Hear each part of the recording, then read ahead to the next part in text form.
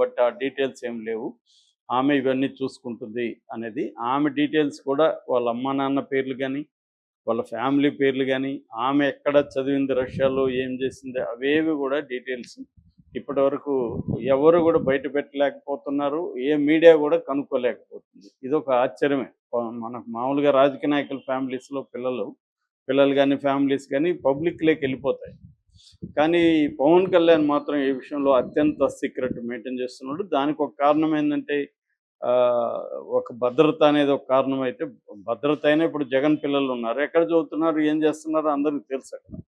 London school of economics గానీ, అట్లా INSEAD అని ఫ్రాన్స్‌లో చదివిన పెద్ద పాప ఇప్పుడు జాబ్ చేస్తుంది.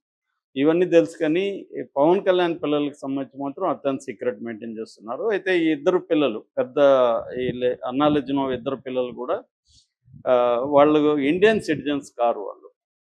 వాళ్ళని ఓసీఐ స్టేటస్ అంటారు. ఓసీఐ అంటే ఓవర్సీస్ సిటిజన్స్ ఆఫ్ ఇండియా అని ఒక కేటగిరీ ఉందన్నమాట. మనకి ఇమ్మిగ్రేషన్ స్టేటస్‌లో ఇదొక స్టేటస్. ఇది సిటిజన్‌షిప్ అమెండ్మెంట్ యాక్ట్ 2005 కింద తీసుకొచ్చారు. దీంట్లో ఏందంటే ముఖ్యంగా ఓవర్సీస్ అంటే పేరెంట్స్‌లో ఎవరో ఒకరు ఇండియన్ అయ్యుండి, వాళ్ళ ఇంకొక పేరెంటు వేరే దేశం అయ్యుండి, ఆ దేశంలో పిల్లలు పుట్టిన వాళ్ళకి ఈ ఓసీఐ స్టేటస్ అనేది ఇస్తారనమాట. అలాగా పవన్ కళ్యాణ్ పిల్లలకి ఓసీఐ స్టేటస్ ఇచ్చారు. ఓసీఐ స్టేటస్‌లో ఏముంటది, బెనిఫిట్స్ ఏంటంటే, వాళ్ళు లైఫ్ లాంగ్ వీసా ఉంటది. వాళ్ళకి సెపరేట్‌గా ఇండియాకి వచ్చినప్పుడంతా వీసా తీసుకోవాల్సిన అవసరం లేదు. లైఫ్ లాంగ్ వీసా ఇచ్చేస్తారు. కానీ ఇండియన్ పాస్‌పోర్ట్ మాత్రం అలౌ చేయరు. వాళ్ళు ఏ దేశంలో ఉంటే ఆ పాస్‌పోర్ట్ తీసుకోవాలి. బట్ లైఫ్ లాంగ్ వీసా మాత్రం జారీ అవుతుంది. అట్లాగే వాళ్ళకి మల్టీ ఎంట్రీ వీసా అంటారు. విజిట్ అంటే అనేక సార్లు ఎప్పుడంటే అప్పుడు వచ్చిపోవచ్చు వాళ్ళు. అది కూడా ఉంటుంది. అట్లాగే ఎన్ఆర్ఐ స్టేటస్ ఉంటుంది. ఇక్కడ ఏమన్నా ఎన్ఆర్ఐ కోటాలో ఎడ్యుకేషన్‌లో సీట్లు కావచ్చు, ఇంకేదన్నా కావచ్చు, వాళ్ళకి అవైలబుల్ అనమాట. అట్లాగే వీళ్ళు మామూలుగా అయితే వేరే దేశస్తులు ఇట్లాంటివి వచ్చినప్పుడు ఒక్కోసారి పోలీస్ స్టేషన్‌లో రిపోర్టులు చేయాల్సి ఉంటది. కానీ వీళ్ళకి ఇది లేదు. వీళ్ళు వచ్చిపోవచ్చు.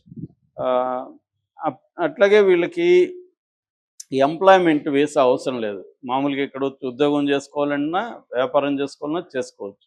అయితే వీళ్ళకి కొన్ని రిస్ట్రిక్షన్స్ ఉన్నాయి. అదేంటంటే ఇందాక చెప్పినట్టుగా ఇండియన్ పాస్‌పోర్ట్ ఇవ్వరు వీళ్ళకి. రెండోది ఓనర్‌షిప్ అనేది అంటే నాన్ అగ్రికల్చరల్ ల్యాండ్ కొనుక్కోవచ్చు, కానీ మళ్ళీ అగ్రికల్చర్ రిలేటెడ్ ఏది కూడా కొనుక్కోకూడదు. తోటలు గానీ ఇట్లాంటివి. మామూలుగా అర్బన్ ప్రాపర్టీ అవి కొనుక్కోవచ్చు. బట్ అగ్రికల్చర్‌ది కొనుక్కోకూడదు. అట్లాగే రివోకబుల్ అని కూడా అంటారు దీన్ని. ఈ సిటిజన్‌షిప్ అనేది పర్మనెంట్ ఇర్రివోకబుల్ కాదు. అంటే గవర్నమెంట్ ఎప్పుడన్నా అనుకుంటే దీన్ని ఆపేయచ్చు. వీళ్ళకి ఓటు హక్కు లేదు. ఇక్కడ కంటెస్ట్ చేసే హక్కు లేదు. అలాగా వీళ్ళిద్దరికి కూడా పవన్ కళ్యాణ్ పిల్లలకి ఓటు హక్కు అనేది లేదు. ఇద్దరు కూడా బై బర్త్ క్రిస్టియన్సే. వాళ్ళు రికార్డు పరంగా హిందువులు కాదు ఇద్దరు పిల్లలు కూడా. అందుకనే ఆ మధ్య పవన్ కళ్యాణ్ ఈ పాపని అంజనా పవనవ పాపని తిరుమలకు వచ్చినప్పుడు కూడా ఫెయిత్ డిక్లరేషన్ అనేసి ఇచ్చారు. అంటే మనకు చిన్నప్పుడు ఫోటోలు ఉన్నాయి. తర్వాత పెద్ద అయినాక 17 ఇయర్స్ వచ్చినాక ఆయన పరిచయం చేశాడు తప్ప, అంతవరకు ఆ అమ్మాయి ఫోటోలు కానీ ఎక్కడ ఏమీ లేవు.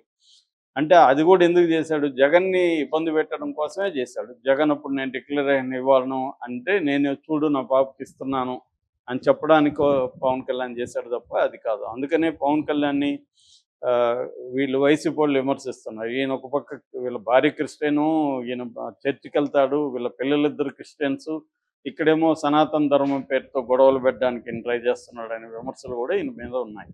సో బేసిక్‌గా ఏంటంటే వీళ్ళ భార్యకి సంబంధించి కానీ, వీళ్ళ విదేశాల్లో వీళ్ళకున్న ఆస్తుల గురించి కానీ, ఆమె భార్య బ్యాక్‌గ్రౌండ్ కానీ, ఇద్దరు పిల్లల వ్యవహారం కానీ ఏది కూడా బయటికి రాలేదు. ఏదేమైనా